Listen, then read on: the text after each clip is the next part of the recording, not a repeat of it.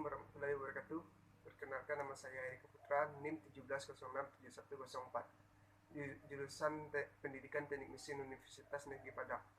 Baiklah, di sini saya akan menjelaskan makalah statistik saya.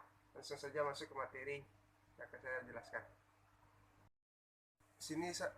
Di sini saya akan menjelaskan uji hipotensi, uji varian, dan C kuadrat.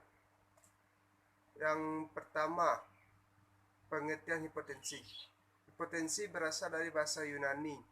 Hupo berarti lemah atau kurang atau di bawah. Tesis berarti teori. Proposisi atau pernyataan yang disajikan sebagai bukti. Hipotesis juga dapat diartikan sebagai pernyataan keadaan populasi yang akan diuji keberadaannya menggunakan data atau informasi yang dikumpulkan melalui sampel dan dapat dirumuskan berdasarkan teori, dugaan, pengalaman pribadi atau orang lain. Kesan umum, kesimpulan yang masih sangat sementara atas dasar dua definisi di atas. Maka dapat disimpulkan bahwa hipotesis adalah jawaban atau dugaan sementara yang harus diuji lagi kebenarannya. Sebelum melakukan penelitian, biasanya penelitian menentukan masalah yang akan dikaji.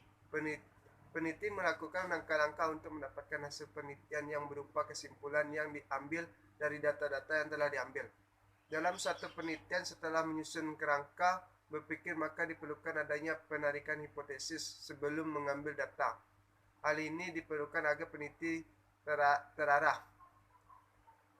Menurut Zygmunt 1997, hipotesis adalah proses atau dugaan belum terbukti bahwa tentatif menjelaskan fakta atau fenomena serta kemungkinan jawaban atas pernyataan penelitian. Sedangkan menurut Erwan dan Diah, hipotesis adalah pernyataan atau tuduhan sementara terhadap masalah atau kajian peneliti yang kebenarannya masih lemah, sehingga harus diuji secara empiris. Jadi, hipotesis adalah jawaban sementara terhadap masalah yang masih praduga karena masih harus diverifikasikan. Hipotesis ilmiah adalah ketika mencoba mengungkapkan jawaban untuk masalah yang diselidiki. Hipotesis ini dikonfirmasikan ketika semua gejala yang tidak bertentangan dengan hipotesis. Hipotesis adalah istilah ilmiah digunakan dalam konteks kegiatan ilmiah yang mengikuti aturan berpikir biasa secara sadar, hati-hati, dan diarahkan.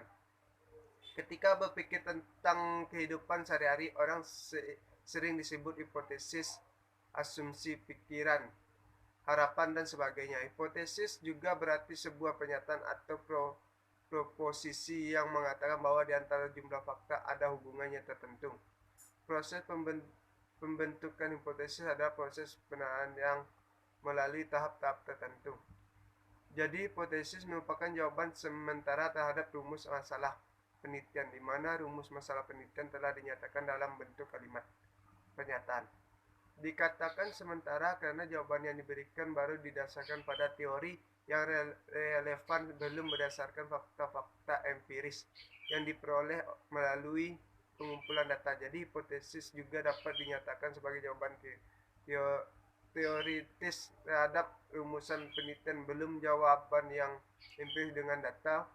Penelitian yang merumuskan hipotesis adalah penelitian yang menggunakan pendekatan kuantitatif. Para peneliti kuantitatif tidak merumuskan hipotesis selanjutnya. Hipotesis diuji oleh penelitian dengan pendekatan kualitatif. Bentuk-bentuk hipotesis. Bentuk-bentuk hipotesis penelitian sangat terkait dengan rumusan masalah penelitian. Bentuk rumus masalah penelitian ada 3, yaitu rumus masalah deskriptif, komparatif, dan asosiatif. Oleh karena itu, maka bentuk hipotesis penelitian juga terbagi 3, yaitu hipotesis deskriptif, komparatif, dan asosiatif. Hipotesis deskriptif adalah jawaban sementara terhadap masalah deskriptif. Hipotesis komparatif merupakan jawaban sementara terhadap masalah komparatif, dan hipotesis asosiatif adalah jawaban sementara terhadap masalah asosiatif. Nama hipotesis deskriptif. Hipotesis deskriptif merupakan jawaban sementara terhadap masalah deskriptif, yaitu dengan berkenaan dengan variabel mandiri. Daya tahan berdiri karyawan toko lulus SMP sama dengan 6 jam per hari. Ada hipotesis nol yang disebut H0. Ini merupakan hipotesis nol karena daya tahan berdiri karyawan SMP yang ada pada sampel yang diharapkan tidak berbeda secara signifikan dengan daya tahan yang ada pada populasi.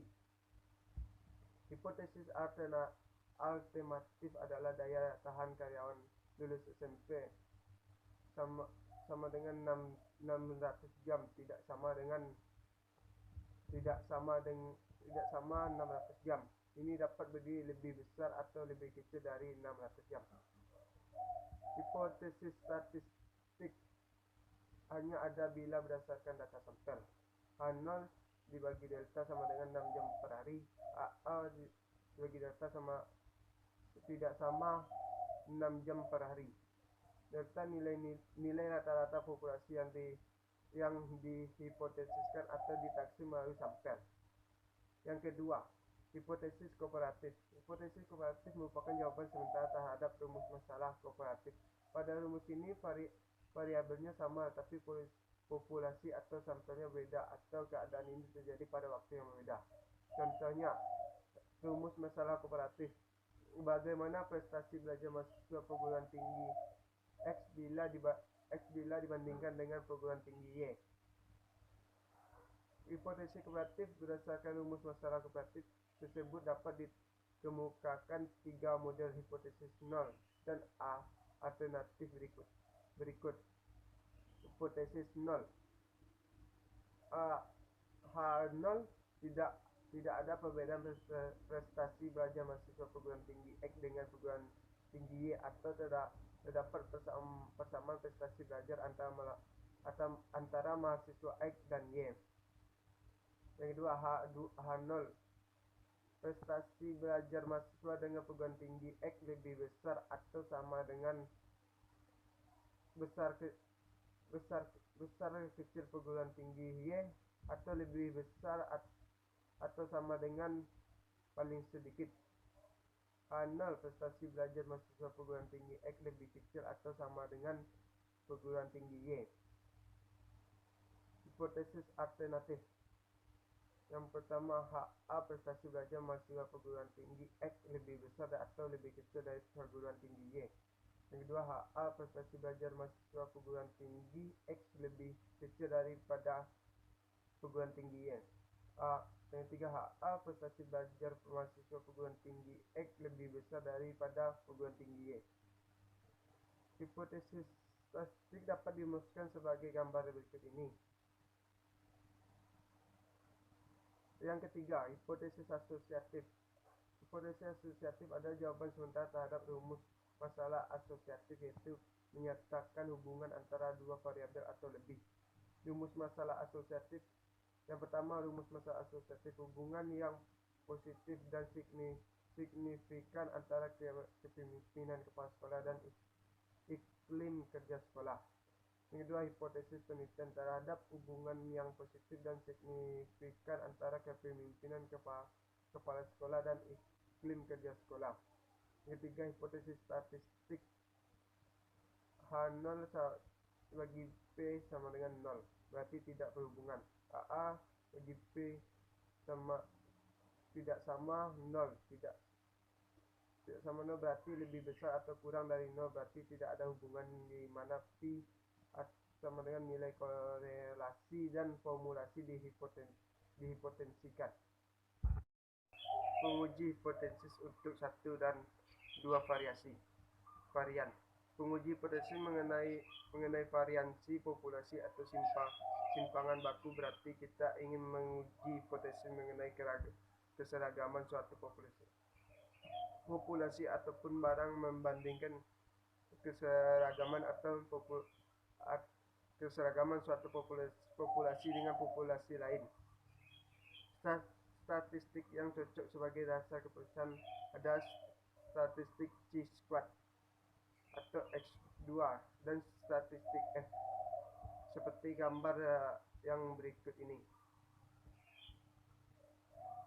Pengujian yang pertama, pengujian hipotensi varian pada satu populasi.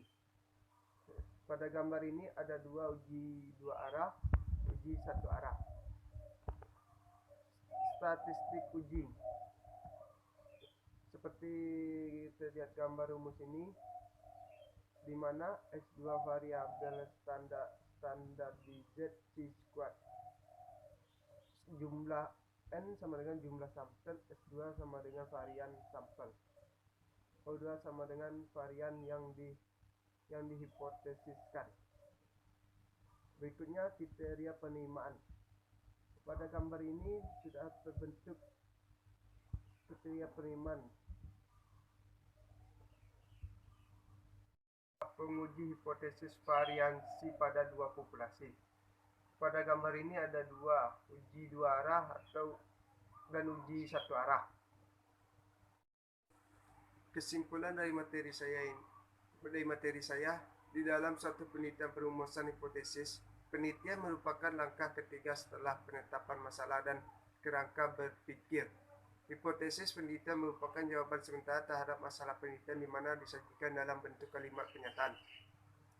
Pada makalah ini dibahas beberapa jenis hipotesis serta pengujiannya, yaitu hipotesis deskriptif, komparatif, dan asosiatif. Rancangan pengujian hipotesis berguna untuk mengetahui koleksi dari kedua variabel yang diteliti. Tahap-tahap dalam rancangan pengujian hipotesis ini dimulai dari penetapan hipotesis 0 dan hipotesis alternatif AA, pemilihan tes statistik, perhitungan nilai statistik, dan penetapan tingkat signifikan. Baiklah, sampai situ penjelasan yang bisa saya sampaikan. Kalau ada salah tolong dimaafkan. Saya sudahi dengan alhamdulillahirabbil alamin. Assalamualaikum warahmatullahi wabarakatuh.